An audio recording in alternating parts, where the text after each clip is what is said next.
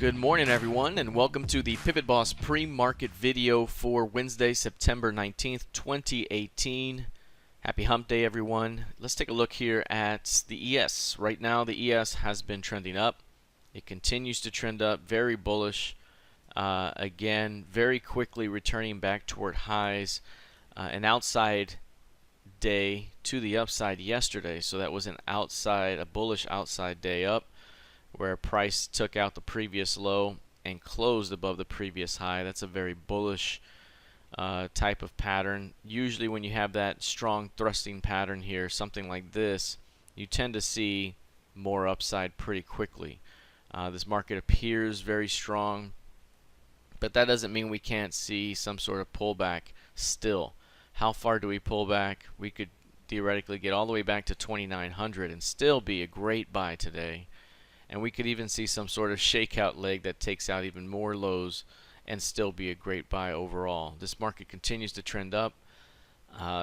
Any failure of prices above 29.20 could be significant. So if we were to rally significantly but then reject back down, then that could be a meaningful top, at least in the near term. So that's something to look out for down the road. But overall, this market remains bullish. Early pullback as deep as 2,900 is likely to be defended by bulls for a shot at continuing higher over the next 5 to 10 sessions. By the end of the month, we could see a solid squeeze up again if price can hold that 2,900 early on this pullback. So we'll keep an eye on that level. Here's a look at the NQ. Now the NQ has fared a little less so than the ES in terms of pushing higher. This one still holding the lower edge of the range, but has kind of compressed in this area. We've gotten a push almost to new lows. Again, we haven't really broken a prior pivot low in this entire move up, and we got close here but didn't quite break it. Again, 7,500 is kind of a key level. 74.40 is a key level. And right now, bulls continue to hold that zone. You also see compression occurring, and it's all happening right inside the pivot range as we're sitting right at the pivot point for the month. And so again, we could continue to see this type of behavior in the near term, but at some point here, we could begin to see that squeeze take effect. Something like this, something like this, something like this, where we see about 5 to 10 sessions again of strength. And again, overall, holding 74.40 suggests we have a great shot at continuing higher. And so today, if we start to push through highs and really start to turn into a strong day, then that could be an indication we're already headed higher. For us to continue to chop around this zone would just mean more of the same at the moment as this thing builds energy for a shot at squeezing higher. Taking a look at crude oil. Crude oil is also right at the apex of its pattern here. You can see it's right there, and it just continues to compress right at that point. Back and forth. It's a day up, a day down, sometimes a morning down, a morning up, afternoon down. I mean, it's just back and forth, down, then up, then down, then up, then down, then up.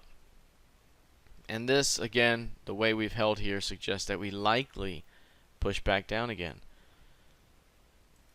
Now, again, I've mentioned that the intraday trading has been much better than the swing directional moves because there has been no direction on a swing basis, but the intraday trades have been great. And so right now, a lot of overnight and pre-market trading has occurred above the 69.30s, as high as 70. Any failure to hold, call it 69.35, could open up a move right back to the previous session's low. That's going to be about 68.30. So there could be about 100 ticks here of downside action toward the previous low. And that's just on a near-term basis. Again, at some point, we're likely going to see major expansion from this range, and that's going to spark the big move. Direction to be decided, but right now, signs continue to point to the upside, and the narrow pivot range here for the upcoming months suggests that we could have a pretty explosive month ahead. So we're going to continue to watch this as it develops. Now taking a look at gold, this one has gotten even more compressed than crude oil. I mean, this thing has significantly compressed over time here. Even the recent price action is very, very narrow. It's hugging the previous month's close price at around 1207s. And so it really hasn't done a whole lot. Again, bulls have done everything they can to hold 1190s, which is very, very commendable at the moment. But ever since this thing has really seen weakness since, call it May or April, every time we've stalled like this, we have failed. We have failed every single time. So the first time was here, second time was here, third, fourth, fifth time, and now here we are on the sixth time holding. Do we fail again for a seventh time, or a sixth time down and then try again for a seventh? Or does this one finally lead to a bounce and a return to value? How high do we go? Do we just get to 1240? Do we make our move into 1287s? And so right now we have built the energy for the next move. It is a significant move. If there's a failure to hold 1190, there could be a significant sell-off to the tune of that type of move. Copy and paste that there. It could be pretty aggressive. On the upside, we haven't seen an upside rally, but something like this would be, what you would expect once we start getting through 1220. And that could lead to a solid reversal back toward recent highs and also as high as value. So again, right now we've built enough energy, but we'll see which way do we go. And right now we haven't been able to really see that lift, and so the idea is that downside sell stops below 1190 could be at risk. Alright, taking a look lastly at the YM. The YM right now, you can see, has been trending higher. We've watched this market remain very, very bullish. The last time it gave us a great signal was here, and we've since rallied significantly off those lows. Every time we've had a big signal, we've bounced very, very nicely. Recently, though, price has held above the 25.8 level, 25.785, which is the top end of this high, but we're still below the yearly high. So if you zoom in right about here, what you'll notice is that price continues to hold that level. That's the important level. As long as we're above that level, everything is still pointing to the upside. You can see a failed new low here, rallied. We got a sell signal there. Price closed above that midpoint the next day. Again, that's very, very bullish. And again, yesterday, outside day up. We could get a pullback as deep as 26.2 and still be a great buy today.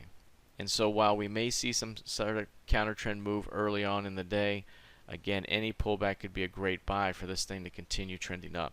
So at this moment, this market continues to remain bullish. We continue to see strength here, and until that 25.8 is violated, we have more upside potential toward the 26.684s. So we have more upside here toward that end. Alright, that is it for now. We'll see how this plays out heading into the rest of the session. Good luck, trade well, and I'll see you in the trading room.